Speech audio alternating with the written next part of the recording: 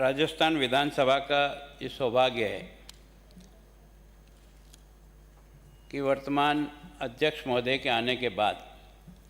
CPA क्या होती है और क्या काम करती है। हमने 40 साल की राजनीति में विधायक इतनी बार रह गए, सीपीए बनती तो ज़रूर है पर सीपीए काम क्या करती है ये पहली बार अगर किसी ने सदन के माननीय सदस्यों को एहसास कराया वो हमारे स्पीकर साहब को, इनको बहुत बहुत धन्यवाद मैं हर मीटिंग में। और उसके साथ ही एक अच्छी परिपाटी।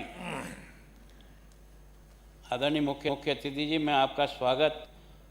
इस सीपीए के विषय को रख करके कर रहा हूँ और सभी माननीय सदस्यों की ओर से स्पीकर साहब की उस भावना का, और आज उन्होंने आपको और गडकरी जी को बुलाकर जो एक परिपाटी कायम की है, जो विचार हम सबको देने का प्रयास किया है कि लोकतंत्र में पक्ष और विपक्ष दोनों ही एक ही दिशा में अगर सोचेंगे तो देश का भला होगा। तर्क वितर्क हो सकते हैं, हमारा विषय और आपका विषय में तर्क वितर्क हो सकता है, ये मंजिल तो सबकी एक ही है। उस एक ही मंजिल पे जाने के लिए हम सबको बहुत खुले दिमाग से, और मैं सोचता हूँ जो विषय आज रखा है संसदीय लोकतंत्र, मैं सोचता हूँ हमारा देश कितना भाग्यशाली है कि वास्तव में इस देश में जनता के मत के द्वारा जनप्रतिनिधि चुना जाता है और उसकी भी उम्र तय कर दी 5 साल, और उसके बाद फिर जनता चाहे तो भेजे, ना चाहे तो ना भेजे। इतनी अच्छी व्यवस्था और कोई हो नहीं सकती, इस संसदीय तंत्र हो नहीं सकती। इस संसदीय लोकतंत्र के मताधिकार के प्रयोग करने वाले लोगों को हम कितना शिक्षित कर सकते हैं, कितना जागरूक कर सकते हैं, कितना देश की व्यवस्था के बारे में उनको समझा सकते हैं ताकि उनका निर्णय देश हित में कैसे हो इस बारे में प्रेरित करने का प्रयास है। संसदीय लोकतंत्र में हमारे देश की जैसा स्ट्रक्चर है, अभी स्पीकर साहब ने कहा हम कई भाषाओं में विभक्त हैं, कई प्रांत हैं, कई हमारे रहन सहन हैं, कई ऐसी विविधता में भी इस देश को जोड़े रखने के लिए यह हिंदुस्तान के लिए एक आवश्यक प्रणाली थी जिसको हमारे वरिष्ठ लोगों ने हमको दी है। अब ये हम पर निर्भर करता है कि हम तर्क वितर्क करके जनता का हित करना चाहते हैं या अपना अपना हित करना चाहते हैं। मेरी गुलाम नबी आज़ाद साहब आपसे प्रार्थना है, इसमें मैं आपका हृदय से, मेरी पार्टी की तरफ से, सीपीए का उपाध्यक्ष होने के नाते राजस्थान की 7 करोड़ की जनता की ओर से आपका स्वागत और अभिनंदन करता हूँ और ये उम्मीद करता हूँ कि हम सब लोगों का गोल एक ही है, वो है देश। और देश की तरक्की के लिए, देश के खुशहाली के लिए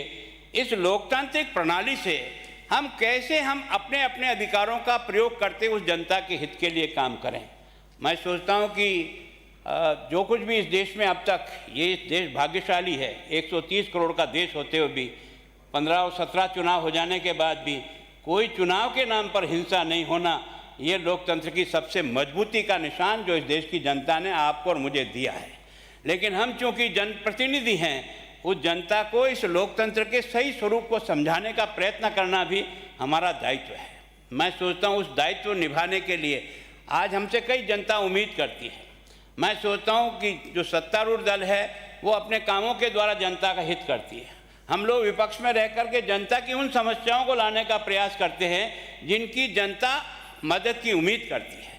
मैं कई बार इस विधानसभा में सोचता हूं कि हम पक्ष और विपक्ष हो जाते हैं। मैं सोचता हूं कोई विषय चाहे विपक्ष के द्वारा भी उठाया गया है और जनता के हित के लिए उठाया गया है और उसे जनता का हित होने वाला है, तो हमें अपना दिमाग खोल करके उस विषय को भी स्वीकार करते हुए ट्रेजरी बेंच की तरफ से भी उस विषय को उतनी ताकत देने का प्रयास करना चाहिए ताकि हम वास्तव में उस लक्ष्य को प्राप्त कर सकें। मैं सोचता हूँ, मैं ज़्यादा विषय को नहीं रखना, पर मैं सच में इस बात के लिए कि हमारा देश भाग्यशाली है, इतने चुनाव हो जाने के बाद भी, एक मत से सरकार जाने के बाद भी कोई हिंसक घटनाएं नहीं हुई। सिंहासन को पकड़ने के लिए किसी ने भी कोई गलत फाउल खेलने का प्रयास नहीं किया। ऐसे लोकतंत्र को हम आज आपके अनुभव से, क्योंकि आप मुख्यमंत्री से लेकर प्रतिपक्ष के नेता से लेकर मंत्रिमंडल के सदस्य के रूप में आपका एक लंबा अनुभव है, और मैं सोचता हूँ स्पीकर साहब ने शायद इसी बात को सोच करके आप दोनों महानुभावों को आज बुलाया है कि आखिर जनता हमसे इस लोकतंत्र के माध्यम से, हम जनप्रतिनिधियों से उम्मीद क्या करती है, हम उस उम्मीद पर कहाँ तक खरे उतर रहे हैं, और नहीं उतरते हैं तो खरे उतरने के लिए हमें क्या क्या कदम उठाने चाहिए जिससे वास्तव में हम जनता की उम्मीद को पूरा कर सकें। मैं इन्हीं शब्दों के साथ आपका स्वागत करता हूं। स्पीकर साहब का स्वागत विशेष रूप से करता हूं क्योंकि मेयर को भी इतनी बार रहने का, लेकिन सीपीए को बनाई जरूर एक दिन या वोट दे करके, लेकिन उसके बाद सीपीए क्या करती है इसके बारे में जानकारी हमको अगले चुनाव में वापस मिलती है। तो मैं संयम जी का भी, जो हमारे इसके सेक्रेटरी हैं, उनका स्वागत करता हूं। आप सब पधारे हुए जनप्रतिनिधि, अभी विधायक हैं, वो पूर्व विधायक भी इसमें बहुत उपस्थित हैं, उन सब का भी मैं आपका स्वागत करता हूं और आप सब की तरफ से श्री गुलाम नबी जी आज़ाद आपका स्वागत करता हूं, अभिनंदन करता हूं, इस उम्मीद के साथ कि हम सबको अंतिम गोल देश बनाना है, देश को तरक्की देना है। देश के उस गरीब बूढ़ जचड़े में बिखरा हुआ व्यक्ति है जो अभाव में जी रहा है, उसके जीवन को बेहतर बनाने का तरीका इस लोकतंत्र के माध्यम से हम कैसे कर सकते हैं, उसके लिए मैं आपका एक बार पुनः स्वागत करता हूँ।